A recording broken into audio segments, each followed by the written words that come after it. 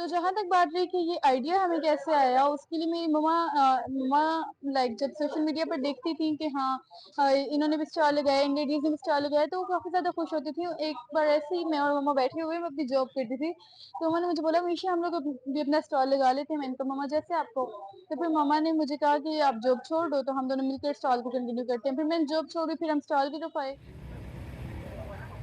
میرا نام ہے مریم اور یہ میرا کچن ہے جو ہے مماز کچن کے نام سے، اور ٹک ٹاک پہ میرا چینل ہے مماز موٹیویشنز کے نام سے. میں نے یہ کام تقریباً 10 سے 11 مہینے ہو گئے شروع کیا. سب سے پہلے میں صادقہ آباد میں تھی، وہاں سے کام کا سٹارٹ لیا، 6 سے 7 ماہ وہاں کام کیا.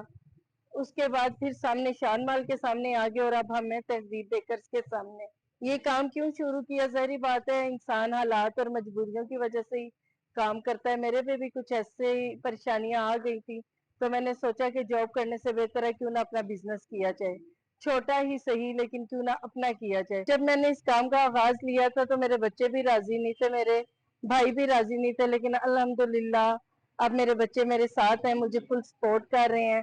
اور یہاں پر میری 2 بیٹیاں اور 1 بیٹا ہوتے ہیں میرے ساتھ، مینس کہ ہم پوری فیملی مل کے اس کام کو آگے بڑھا رہے ہیں. ہماری جو 90% سے زیادہ عوام ہوتی ہے وہ ہماری سائڈ سوشل میڈیا سے آتی ہے.